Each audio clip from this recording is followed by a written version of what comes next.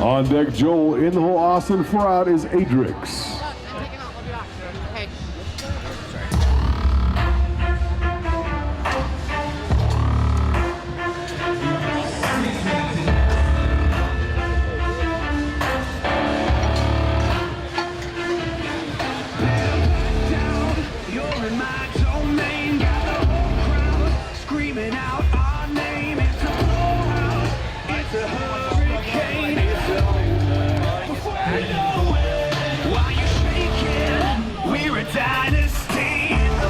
Bar is loaded for Adam Peeler. He's attempting 490.5 pounds.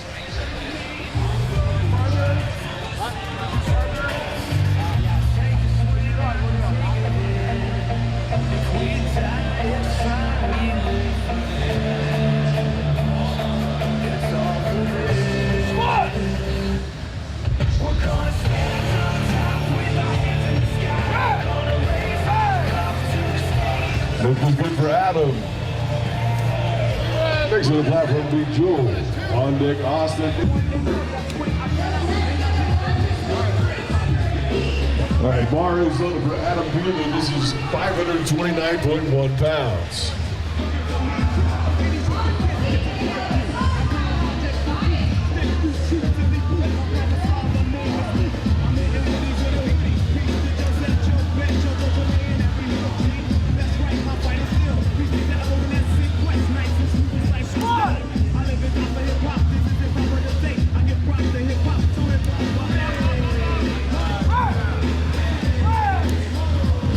This is good for Adam.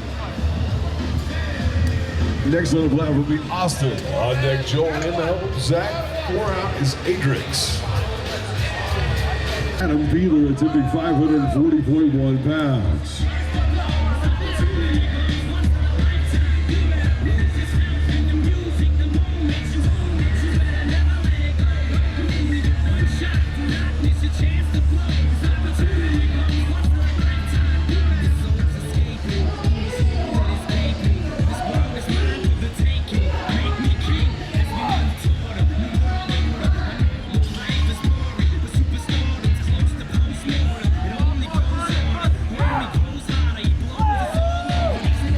Solid squat for Adam, good lift.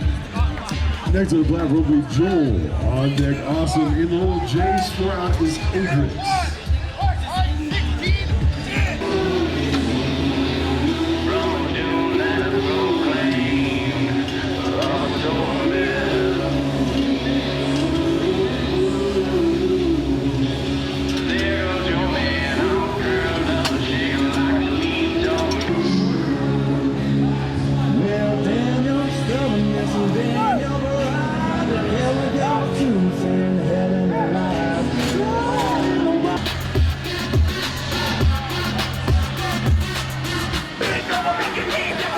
All right, bar is up for Adam Peeler. He's attempting 347.2 pounds.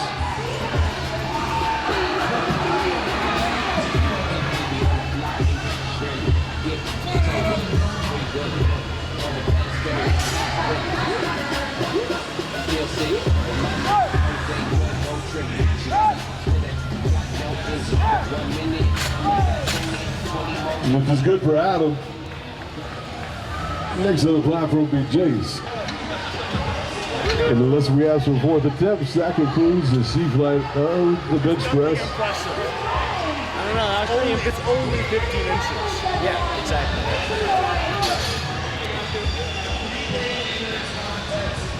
We are going to take a 15-minute break between C-flight bench and A-flight deadlifts.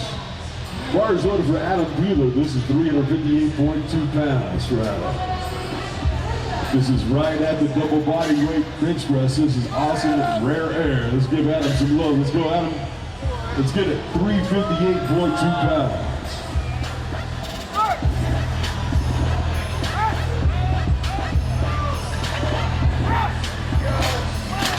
This is good for Adam Peeler. On deck is Adrix.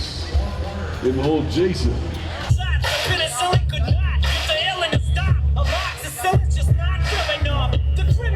Killing hip hop, filling a minimal swap to cop millions of pop listeners. You coming with me? Good for Adam. 72.4 pounds at a body weight of 183.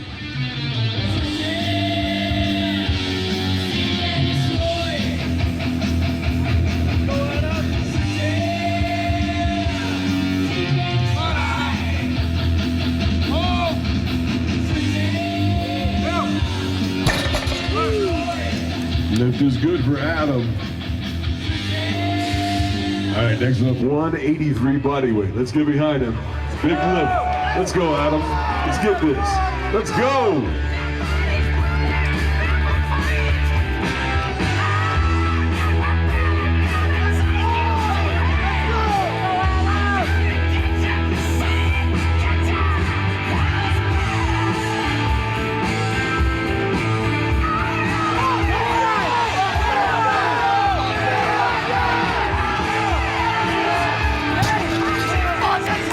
Beast, lift is good.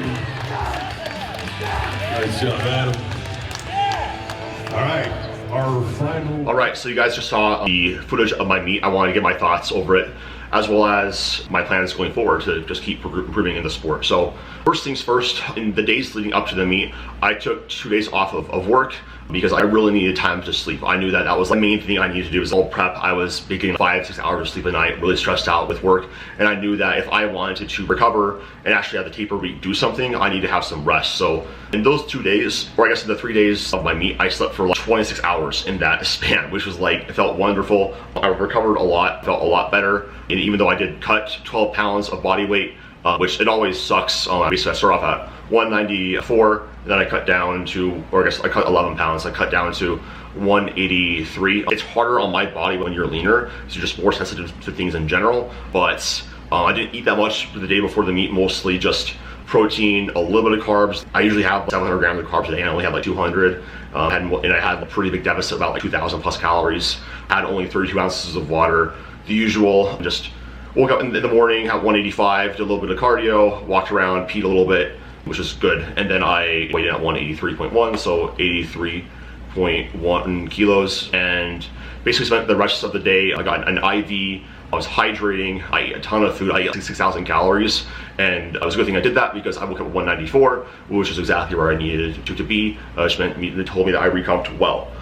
But the weird thing is that this kind of led into how squats felt. So I definitely overdid my electrolytes, had way too much salt and potassium, because I woke up and I was just super thirsty, abnormally thirsty, and I was kind of shaking and like uncontrollably. It's been 2 years since I was on the platform. I assumed that I was just anxious and excited and whatever, but it was, so I basically did what I usually do, which is like a tri-oral in a Gatorade, and I chugged that.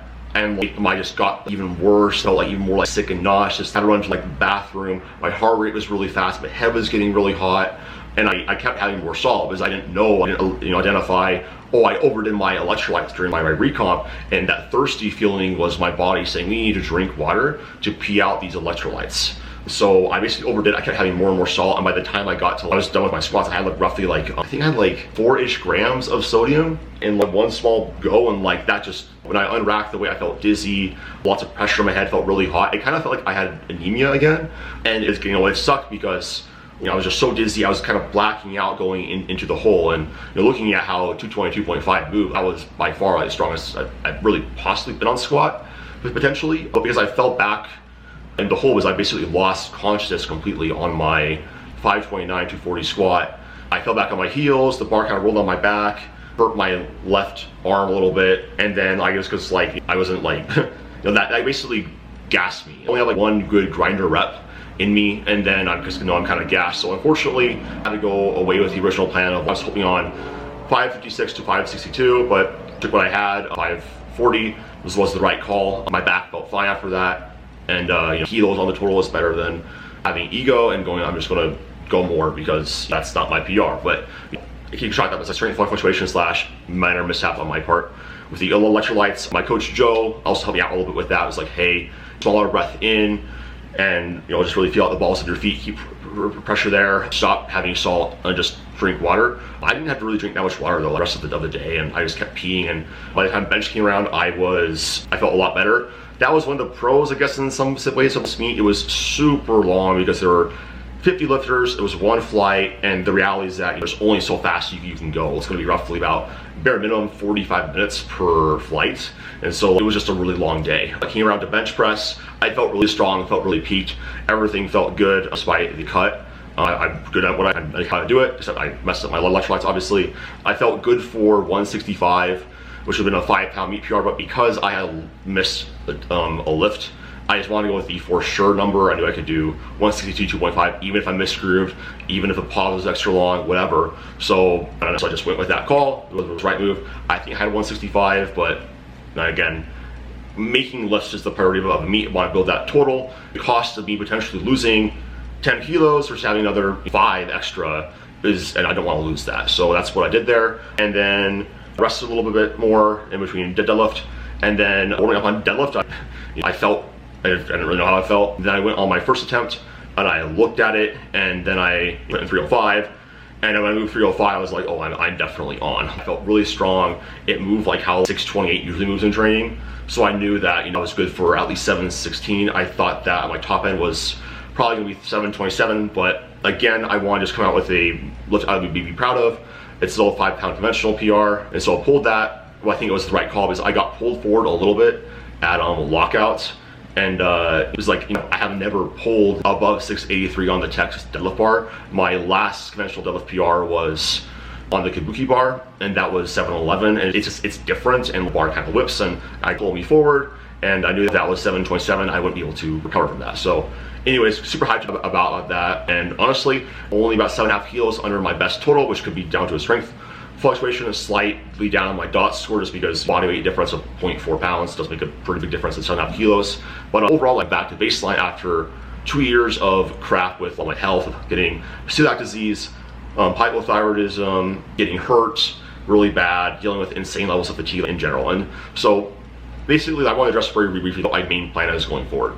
So the main thing for me is I just need to rest more. I go too hard, I train a lot, I love lifting, but it's to my detriment. I just do too much in general. I'm not focused as much on the recovery capacity and just tend to go above my limits. To be completely transparent with you guys, I have trained every single day for the past 2 years. And it's not working, obviously, because the reality is I never really have that one day where I can just chill, not the stress of going to the gym, relaxing, not doing cardio, whatever. So first things first, I give myself one complete full mandatory rest day on Thursdays before my primary bench day. And then second off, I'm just doing generally just shorter workouts besides 2 squat and deadlift days. I'm just capping my volume a little bit less on my accessories, still prioritizing intensity, but I just have felt so cooked and so beat up. I'm just doing too much. It's you are going to feel some level of fatigue in powerlifting training, that's unavoidable. But what I've been feeling, it's been a different type of fatigue. And I don't want to ever feel like this again. It just comes down to just poor self-control. And so framing it in my head as the discipline of resting. Second off is just having a little more strict boundaries with my clients and my work schedule and what I'm doing, just so I can take care of myself and still relax, still recover, etc. And then the last thing is really going to be going up a weight class and just committing to really just being 90 kilos, because I've been in this 190 to 195 range for a really long time.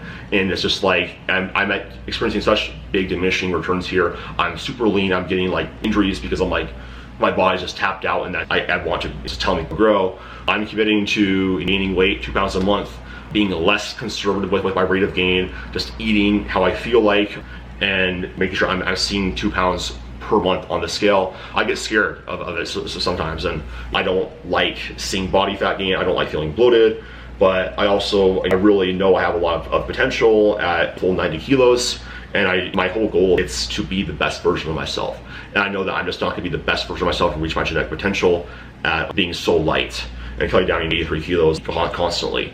So those are the main changes that I am making going forward, and I'm just really excited. I guess one last thing too is I have an issue with my steps. And it's just a bad habit I've had. It's a compulsive behavior. It makes really no sense. I've been getting 25,000 steps a day with 30 minutes of cardio per day. And yes, I'm still this strong.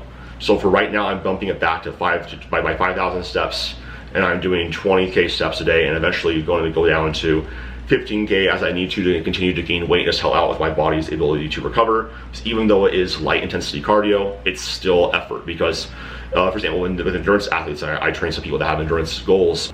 most of that work is zone 2. So if you're doing 100 miles a week, 80% of that is like zone 2.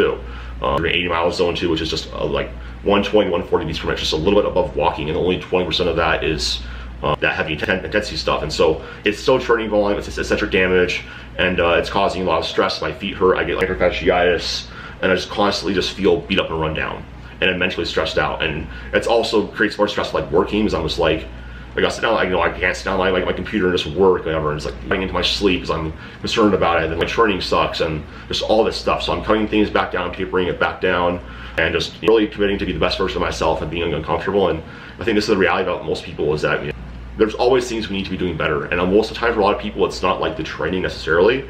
So my training is usually pretty smart, besides the lack of rest days, but like, it's just about the recovery variables. And I don't think that most people will overtrain. It's mostly under recovery, because I think overtraining is like you're just blatantly like, look like your program, that's dumb as fuck, versus under recovery is like your lifestyle just doesn't match your training goals. So that's what I'm doing. I'm super excited to be documenting things more often, just fully committing to this. I really want this. I'm committed to making the changes. It's scary, but I'm also, everything I have in my life is because I've taken a jump. Like when I was 135 pounds, trying to gain weight, and I've gotten to this point, it was still scary, but I had never regret it. So I'm just doing what I know my future self would be proud of, and just remind myself, if I gain 2 pounds per month over the next 6 months, I can cut, no issue. It's not a problem, and I'll look so much better, and I'll actually make progress. So practicing what I'm preaching and just talking about loud. So hopefully you guys enjoyed the video. If you guys have any questions, ask down below. If you guys are interested in coaching to work with me, my whole goal with all my clients is help you guys get strong and aesthetic physiques at the same time. I'm doing both because that's kind of what everybody wants, in my opinion. It's awesome to be able to throw around big weights and have a physique that looks like you actually look, like you see veins, abs, you look jacked as fuck, and you're able to back it up with numbers you hit in the gym. So that's sort of the goal of my program. All my clients get weekly phone calls. They have 20% access to me to ask me questions. I respond within 24 hours all the time. Program evolves with you as you get stronger. Individual technique feedback, training and nutrition that progresses with you, adapts to your individual lifestyle, so that you can basically just train your brain off, be an athlete, and really just achieve your genetic potential. That sounds good. You can start down below to apply for coaching, or you can reach out to me on Instagram, DM me ready, and we can get on a phone call. I can just tell you how I can help you. But that's enough yapping. Talk to you guys in the next one. Peace. We sign up for this next chapter.